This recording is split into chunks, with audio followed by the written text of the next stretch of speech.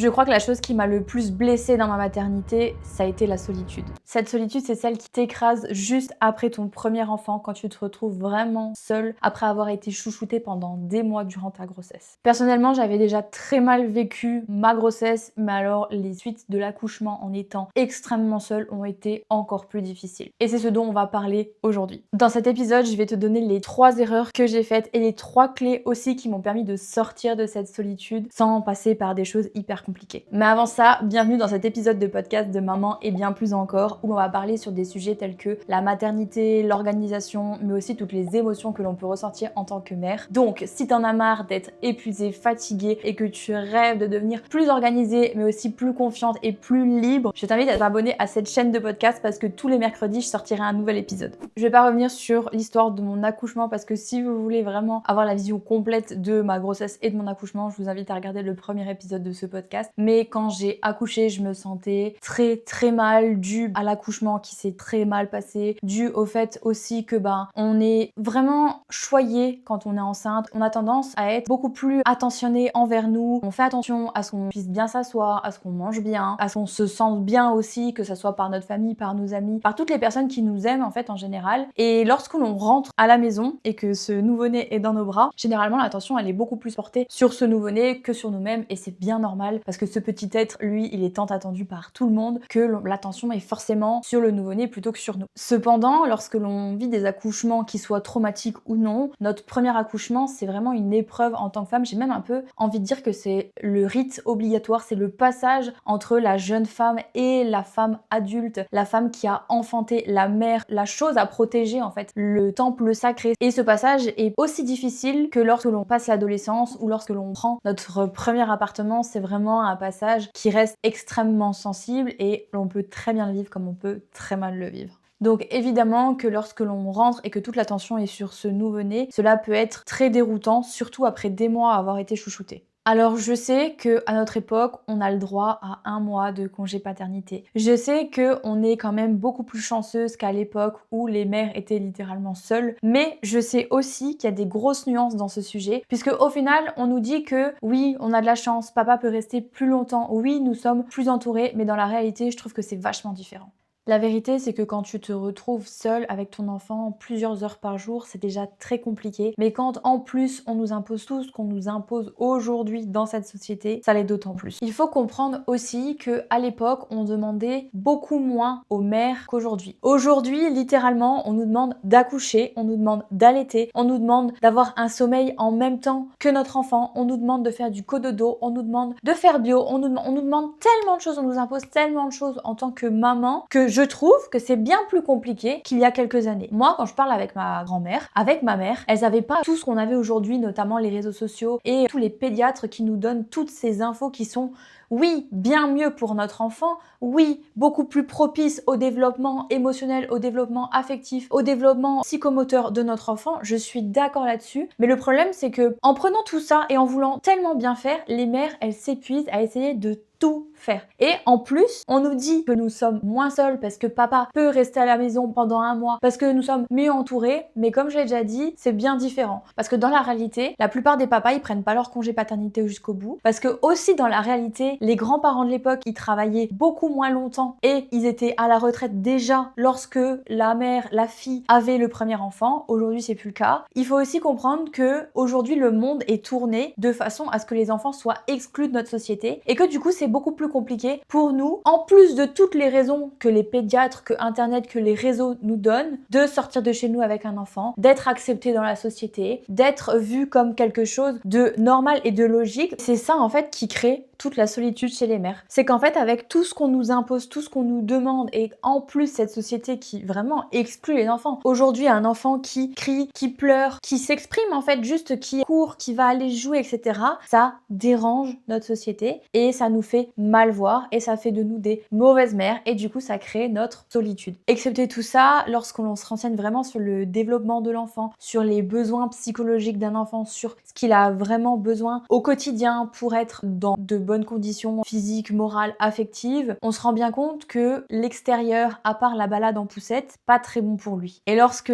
en plus, comme moi, on a un bébé qui est très sensible, c'est-à-dire qui a du mal à supporter le portage, qui ne supporte pas les lumières, qui ne supporte pas pas le bruit, qui ne supporte pas les cris, qui n'aime pas être porté par quelqu'un d'autre que moi, sortir avec un nouveau-né, c'est très compliqué. Mais sans même parler d'essayer de sortir avec son nouveau-né, les journées peuvent être très longues lorsque l'on a un bébé qui est très sensible ou même lorsque l'on a un nouveau-né tout court, parce que l'on passe clairement la plupart de notre temps à répondre aux besoins de notre enfant le plus rapidement possible, à être disponible, à être présente pour lui et à s'occuper de la maison parce que lorsque l'on est à la maison, c'est aussi notre rôle de s'occuper du linge, des machines, des courses et de toute l'intendance en fait que demande une maison. Sauf que le gros problème, c'est que souvent, on se dit que c'est facile parce que nous, on est en congé maternité, donc on est à la maison. Donc c'est notre rôle de s'occuper de tout ça. Mais en fait, on est déjà en train de s'occuper d'un enfant. On fait déjà le taf d'une seule personne à part entière. Si aujourd'hui, il y a des assistantes maternelles et s'il y a des personnes pour garder les enfants, c'est que c'est un vrai métier. Et donc ça, on l'oublie souvent et on impose aux mères qui viennent d'accoucher, qui viennent de souffrir plusieurs heures, qui ont parfois des difficultés rien qu'à s'asseoir, qui ont du mal à dormir, qui ont des crevasses, qui sont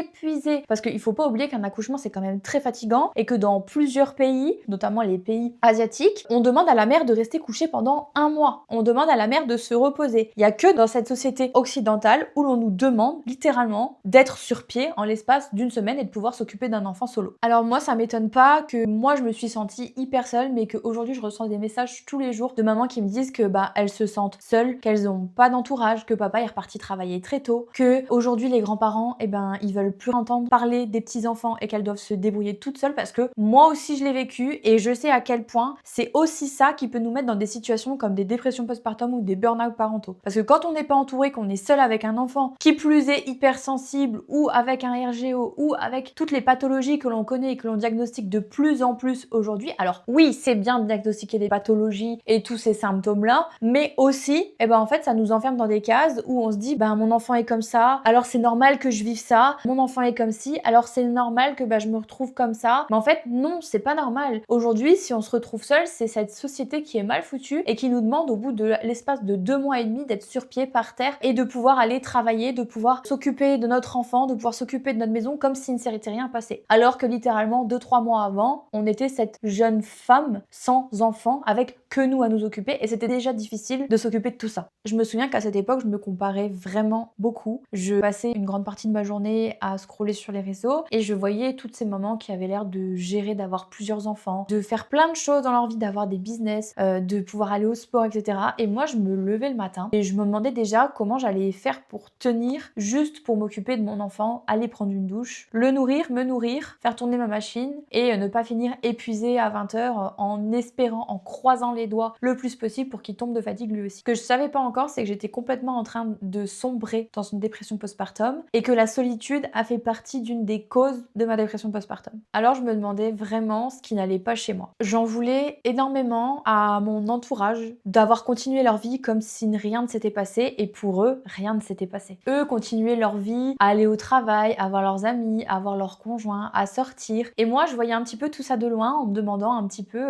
comment ça allait se passer pour moi dans les prochains mois, dans les prochaines années. Plus les jours passaient, plus je commençais à développer des sentiments de jalousie, de colère, en me demandant pourquoi eux avaient le droit à ça et moi je devais me retrouver avec mon enfant seul, avec cette soi-disant famille qui ne m'aidait absolument pas et qui ne m'avait même pas proposé peut-être de venir m'aider pour faire un peu de ménage ou de m'aider à m'occuper de mon enfant parce que tout simplement eux vivaient leur vie mais moi j'étais coincée dans ma maison toute seule sans relais avec cette image de la famille dont j'avais vraiment rêvé mais qui n'était pas là aujourd'hui. Alors tout doucement je commençais à développer des sentiments de colère, de haine et peut-être un petit peu de jalousie puisque finalement en fait j'avais ce mot famille. On m'avait répété toute mon enfance que la famille c'était important, qu'une famille ça se soutenait, qu'elle devait être présente dans les moments difficiles et moi littéralement là je vivais un moment très difficile mais j'avais l'impression que j'étais seule au monde. J'avais vraiment l'impression que personne ne se rendait compte de tout ce que j'étais en train de vivre et oui, personne ne se rendait compte de tout ce que j'étais en train de vivre puisque je ne parlais pas, puisque je ne demandais pas d'aide, puisque j'attendais qu'on me le propose et quand je sous-entendais l'idée de peut-être venir m'aider, je n'avais pas les réponses que j'aurais aimées. Alors le sentiment de solitude finalement s'est intensifié et plus les jours passaient, plus je me demandais vraiment si on était une famille et plus je m'isolais du reste de ma famille sans vraiment essayer de comprendre comment faire pour intégrer mon nouveau mode de vie, mon bébé, à cette famille qui était déjà existante. Parce qu'en fait, il faut quand même se rendre compte qu'un nouveau-né, ça demande beaucoup de choses et que oui, lorsque l'on va venir au repas de famille, oui, lorsqu'on leur va demander un coup de main, ça va impacter leur vie à eux. Et comme mon chéri me l'a beaucoup répété, c'est toi qui as choisi, c'est nous qui avons choisi d'avoir un enfant, mais eux, ils n'ont pas choisi. Donc, ils n'ont pas à subir toutes les conséquences de tes choix. Oui, ils peuvent être là pour toi. Oui, tu as le droit de demander de l'aide, mais ils ont aussi le droit de refuser parce que c'est pas leur rôle.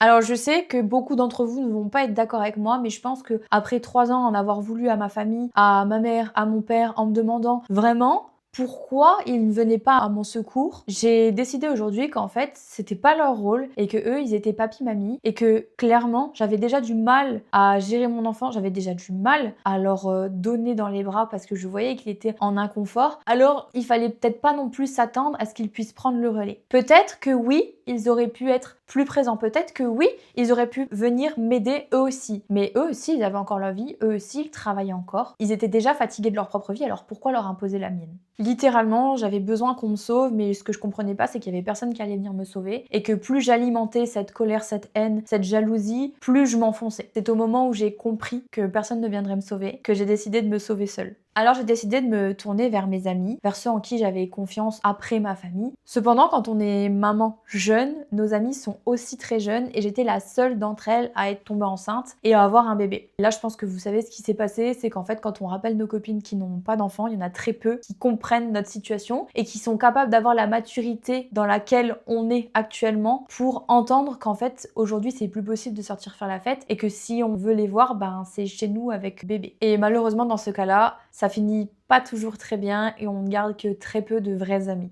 Mais la bonne nouvelle, c'est que celles qui restent, ce sont des vrais amis. C'est des amis qui vont te suivre pendant longtemps et qui seront là toujours pour toi, même si elles ne comprennent pas ta situation et tu ne peux pas lui en vouloir. On ne peut pas en vouloir à des personnes qui ne vivent pas ce que vous vivez de ne pas vous comprendre. La seule chose que je peux vous dire, c'est que à ce moment-là de cette période, j'ai pas compris en fait que pour tout mon entourage, rien n'avait changé. Que ce soit mes copines ou ma famille, rien n'avait changé. Mais que pour moi, tout avait changé et je pense que c'est ça que je leur reprochais. Je leur reprochais vraiment de continuer à vivre leur vie sans même se soucier de ce que moi je pouvais ressentir. Je pense qu'on pourrait aussi parler des grands-parents, de la version moderne des grands-parents d'aujourd'hui, qui travaillent de plus en plus tard, qui ont envie de profiter de la vie, qui ont vu les réseaux aussi arriver et qui se disent que c'est aussi leur tour d'avoir un petit peu de bonheur et de profiter de la vie et qui ont, je trouve, de moins en moins de valeur par rapport à la famille. Beaucoup de grands-parents d'aujourd'hui s'impliquent de moins en moins dans l'éducation des petits-enfants parce que ça fait plus partie de leurs valeurs, parce que ça fait plus partie de ce qu'ils ont envie. Et en fait, on ne peut pas leur reprocher parce que, comme je l'ai dit au début, c'est pas eux qui ont pris la décision d'avoir des enfants, c'est nous qui avons pris la décision d'avoir un enfant et eux n'ont pas à en subir les conséquences directes. Oui, c'est une famille. Oui, ils peuvent nous aider. Non, pour moi, ils ne sont pas dans l'obligation de garder nos enfants ou de venir à bout de toutes les galères que nous, on peut avoir. Bien évidemment que ça ne m'arrange pas d'avoir ce discours et que je préférerais avoir une famille qui soit peut-être à côté de chez moi, qui prenne le relais tous les soirs quand je travaille, qui m'aide continuellement dans ma maison ou dans mon ménage ou dans mes repas. Mais aujourd'hui, ce n'est pas le cas et je pense que la meilleure des choses que j'ai pu faire, c'est de l'accepter comme ça et ça a permis aussi de préserver les relations familiales. Alors que maintenant que j'ai posé le gros cadre de la solitude des mères d'aujourd'hui, je vais te présenter les 3 erreurs que je n'ai pas faites quand j'ai eu mon deuxième enfant et qui m'a permis vraiment de sortir de ma solitude. La première erreur que je n'ai pas faite, c'est de ne pas demander de l'aide. Dès que j'ai accouché de ma deuxième fille, de mon deuxième enfant, j'ai demandé de l'aide à mon entourage. Je n'ai pas attendu qu'il me propose de venir garder bébé, de m'aider pour le ménage, de m'aider pour les repas. J'ai anticipé bien avant, même en étant enceinte, les repas, les ménages et l'organisation de la maison. Et ça a été vraiment un game changer dans mon deuxième postpartum, puisque finalement, il s'est déroulé comme sur des roulettes. J'ai eu à m'occuper de mes enfants, à gérer légèrement les repas, mais j'avais demandé comme cadeau de grossesse à ma grand-mère des plats congelés. J'avais demandé à ma mère de faire un petit peu de lessive et de repassage. Je m'étais vraiment organisée pour que la maison puisse rester propre et qu'il n'y ait que le nécessaire à disposition pour que moi aussi ça m'allège dans mes tâches du quotidien, mais surtout j'ai impliqué papa parce que je savais qu'il allait retourner travailler très vite et je voulais voulais absolument que tout roule pour que je puisse m'occuper de mes enfants. Donc, la première erreur à ne pas faire, c'est de ne pas demander d'aide. La deuxième erreur à ne pas faire, c'est de ne pas se faire accompagner. Lorsqu'on a des problématiques comme sur le sommeil, comme sur l'alimentation, ou encore comme sur l'organisation d'une maison où ça nous prend vraiment tout notre temps, il faut se faire accompagner. Pour mon premier enfant, j'ai hésité à me faire accompagner sur son sommeil alors qu'il ne dormait que 30 minutes jour et nuit. La nuit, je me souviens que la première partie de nuit, c'était mon conjoint qui le berçait, donc de 22h à 2-3h du matin, et moi je reprenais le relais de 3h à 7h. Et on berçait littéralement toute la nuit pour qu'il dorme parce qu'il ne savait pas s'endormir sans les bercements. La journée, c'était pareil, il était tout le temps en portage, mais pas vraiment confortable parce qu'il avait un RGO, donc il vomissait beaucoup. J'ai longtemps hésité à en parler parce que je me disais,